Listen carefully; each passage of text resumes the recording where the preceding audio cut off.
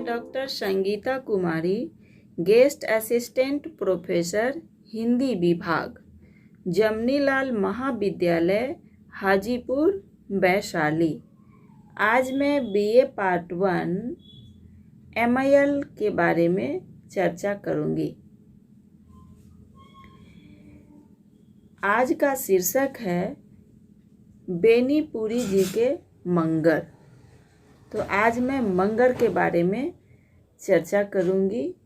ये मंगर जो है बेनीपुरी जी का भारतीय कृषक ही नहीं, भारतीय हलवाओं का आदर्श रूप है। कवि ने उन्हें माटी की मूर्तें कहकर उड़ेही है। माटी की जीवित मूर्तें जो केवल गांव में देखने को मिलती है, गांव में जीती है, ऐसे ही मूर्त है मंगर की। मंगर देखने में हट्ठा कट्ठा शरीर, कमर में भगवा, कंधे पर हल और हाथ में पैना। यह लगता है मंगर का चित्र। यह है मंगर का चित्र। मंगर केवल हलवावा ही नहीं, वह कुछ गुणों और मूल्यों का प्रतीक है। मंगर की पहली विशेषता है कि वह कमाऊ होने के साथ साथ एक ईमानदार व्यक्ति है। कामों को अपनी ईमानदारी का 4 चांद लगा देते हैं।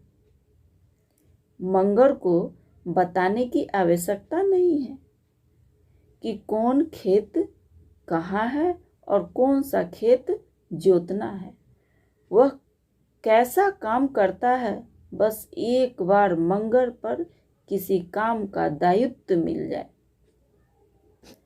और काम का दायित्व वह निर्द्वंद होकर सौंप दिया जाए। मंगर स्वाभिमानी व्यक्ति है। वह न किसी का बात बर्दाश्त कर सकता है और न ही किसी को अपने से बड़ा मान सकता है। गरीबी में स्वाभिमान होना दुर्गुण है, अव्यावहारिक है, विपत्तियों का घर है, क्योंकि गरीब में स्वाभिमान संपन्न की आंखों में कांटों की तरह चुभता है, क्योंकि वह कमाऊ है, ईमानदार है।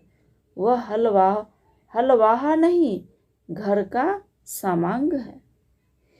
ये जो है वह घर का समांग इसीलिए कहा गया है क्योंकि वह अपनी दूसरे के कामों को अपनी काम की तरह वह निभाते हैं। उन्हें किसी काम का दायित्व बस सौंप दिया गया और वह खुद ब खुद उसे ईमानदारी पूर्वक निभाते थे। इसीलिए उन्हें घर का समांग कहा गया है। लेखक के चाचाओं को मंगर की बेलौस बातें, मुंह का खुलापन और उसका स्वाभिमान सहा नहीं जाता, लेकिन लाचारी है। मंगर के बिना कोई काम ही नहीं चलता। दूसरा, हलवावा खेतों को जोतता नहीं, चीरता है। मंगर के रूठने पर मनाना ही पड़ता था, क्योंकि वह बैल को बैल नहीं महादेव समझता है, धरती को माता समझता है और मालिक के अन्न को एक एक सरियता देना चाहता है।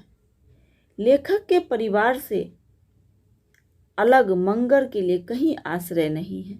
मंगर की सारी बातें सहकर उनके स्वाभिमान को तुष्ट करते हुए उसकी कद्र कहीं नहीं हो पाती है। अतः मंगर घूम फिर कर पुनः वहीं पहुंचता है। मंगर शुद्ध रूप में प्रकृति की संतान है। नंग धरंग रहना उसका स्वभाव ही नहीं, उसे अच्छा भी लगता है। प्रतिवर्ष गोवर्धन पूजा के अवसर पर उसे धोती मिलती है।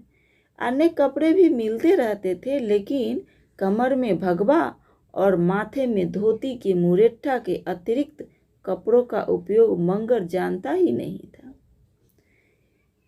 मंगर का देह मानो काले पत्थर की सुडौल तराशी हुई प्रतिमा है। जयशंकर प्रसाद की इन पंक्तियों से उनके व्यक्तित्व का बोध होता है।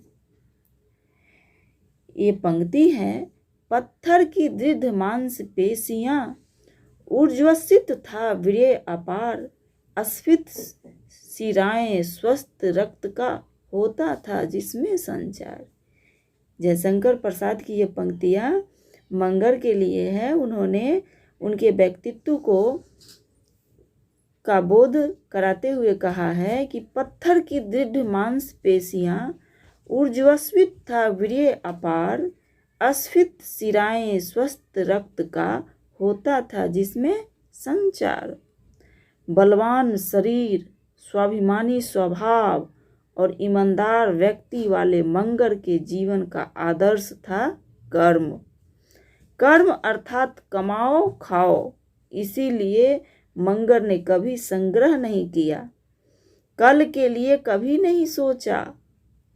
मंगर जब यौवन की दोपहरी से निकलकर बुढ़ापे के पड़ाव पर पहुंचता है तो उसकी जीवन गाथा करुणा से ओत-प्रोत हो जाती है। वह अपनी पत्नी भकोलिया के कमाई पर आश्रित हो जाता है। उसकी आंखें चली जाती है, शरीर का मांस गल जाता है, हड्डियां तक सूख जाती है, मानो अस्थि पंजर ही शेष रह जाता है। मंगर की यह कहानी, उसका यह रेखा चित्र न केवल पौरुष दीप्त मानव की करुणिक परिणति की दैन्यता को प्रस्तुत करता है, लाखों गरीबों की अनिश्चित भविष्य की पीड़ा को प्रस्तुत करती है। कोई आश्रय नहीं, कोई पेंशन नहीं, बस भगवान ही एक सहारा। दया पर जीवन काट लेने के विश्वास के अतिरिक्त कोई सहारा नहीं होता। मंगर केवल माटी की मूर्त नहीं, वह एक चेतावनी है, वह एक संकेत है। जिस तरह सूखी नदी बालू भरे तल पर पछाड़ खाकर गिरती है, जिस तरह सूखी नदी बालू भरे तल पर पछाड़ खाकर गिरती है और सिर धुनती है, देखने वाले करुण द्रवित हो जाते हैं। मुझे मंगर के संदर्भ में सूर्यकांत त्रिपाठी निराला की ये पंक्तियां याद आ गई, जो इस प्रकार है। आइए ये पंक्तियां ध्यान से सुने। आम की यह डाल जो सूखी दिखी, आम की यह डाल जो सूखी दिखी, कह रही है अब यहाँ पिक या सीखी। आम की यह डाली जो सूखी दिखी, कह रही है अब यहाँ पिक या सीखी नहीं आते, अब यहाँ पिक या सीख नहीं आते। पंक्ति में हूँ वह लिखी, नहीं जिसका अर्थ जीवन दह गया, जीवन दह गया, रेत ज्यों तन रह गया, रेत ज्यों तन रह गया। ये थी मंगर की सारांश। धन्यवाद।